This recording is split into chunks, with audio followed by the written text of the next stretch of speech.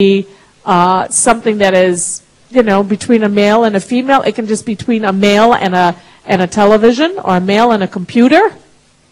It could be between two females. But sin will separate your relationship with God. Why? Because God is holy and he cannot have anything to do with darkness. Realize that sexual immorality, and I said in quotation marks that this is the most probable occurrence in my history of working with people, which has been since I was 14, at least, and now I'm 49. Do the math. The most probable occurrence of the breakdown in relationship with God, my most probable occurrence with people's lives has been in sexual immorality. What am I saying?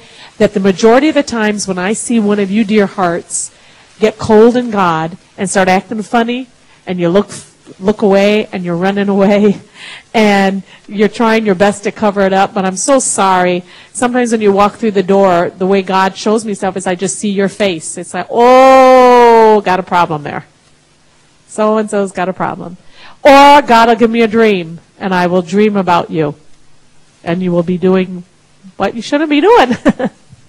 Or something will happen and he will reveal it to me in pastor. Has happened with couples that have fallen into sin. Has happened with singles. The most probable occurrence, the most likely thing behind most problems is sexual immorality. And when someone's character changes and does a 90% change, one week you're just so good and then the next week, wow, we can't see you, dropped off the face of the earth, you're not answering pages, you're not answering your SMSs, you're not showing up for things, you're not this. Usually, I already know, it's a sexual immorality problem. Because that's usually what changes your character faster than anything, all right? Next slide. Desire to be pure so you can be a pure vessel in the presence of a holy God. So you can have a more intimate relationship. You have to desire that.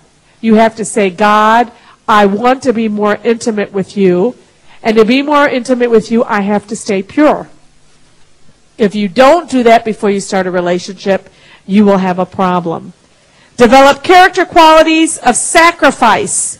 Requirements to have a Christ-centered marriage. What does that mean? It means that the true character of a Christian is to be able to have qualities of sacrifice and to give yourself in servanthood to one another. And why do I say that that's a basic of marriage? Because when you get married, you're going to have to give in to somebody. The guy will have to serve the girl and the girl will have to serve the guy. If you do not do that, your marriage will not last. Because I told you already, you're not marrying someone's perfect, who's perfect. They will have problem areas. And if you only focus on the problem areas, you will kill each other, or you will spend all your time screaming and yelling at each other. Because that is life. So you focus now on qualities of sacrifice, learning to give in your ministry, learning to serve in your ministry, learning to do things in ministry that will develop a quality that you learn to love and to sacrifice for others as Christ was sacrificing for the church. If you do that, you start developing a quality that when you marry this person, you can stand him when you find out he's not perfect. And when he is lousy at this, you can say, it's all right. I love you, and I will sacrifice, even though I've said this 10 times, and you still don't put the toilet lid up or down, whatever it is they're supposed to do, and you still don't put the dishes where never mind, I still love you. I will sacrifice because I'm going to make this work. I'm going to show a servant spirit. Okay? So you start that before. Begin courtship from the starting point of a ministry.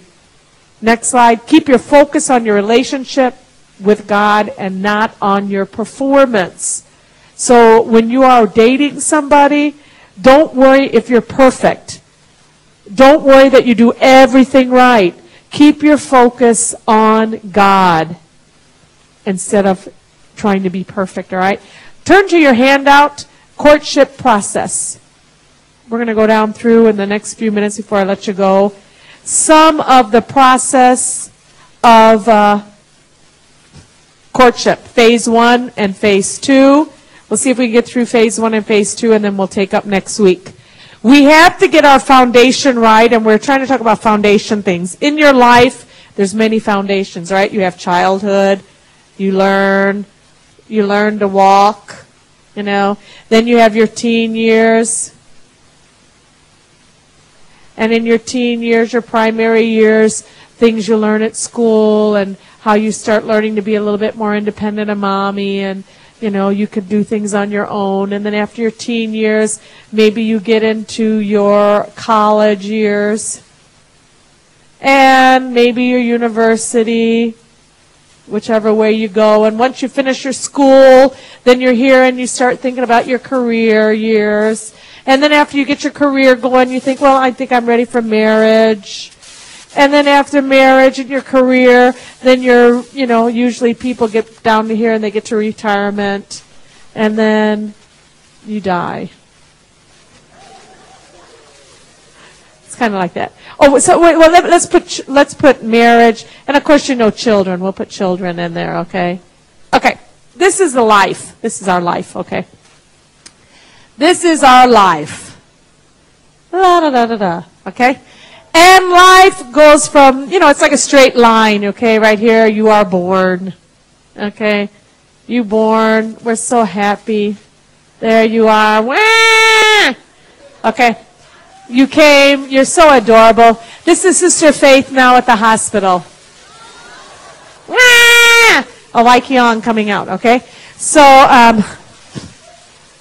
this is the life as you progress, okay, in your life, all right? So as you progress in life, it's quite normal that this is the way things will probably go. I mean, there could be some other, is there any other things you can think in there? You have your career, you get married, you have children, you retire. Yeah, retirement, grandkids are going to come in there, that's still under family, grandchildren. Do grandchildren come before retirement or after? Either way. We'll say retirement. We'll put it either way, according to who you are. If you're old like me,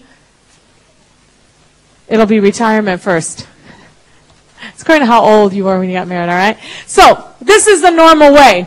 Now, what would happen? These are life choices, because we're talking about laying our foundation for getting married, all right? So, what happens if this is a normal flow for, let's say, a successful, and hopefully, let's put in front of it that we sought God first. So we're going to say a significant, successful life. Okay? So this is the order you would go for a significant, successful life. However, you think I'm really old-fashioned, old lady. We take that off. Nah, we don't want to go this way. Instead, I'm going to change the order around here. And I'm going to throw in children. I'm going to take children, and I'm going to move children to here.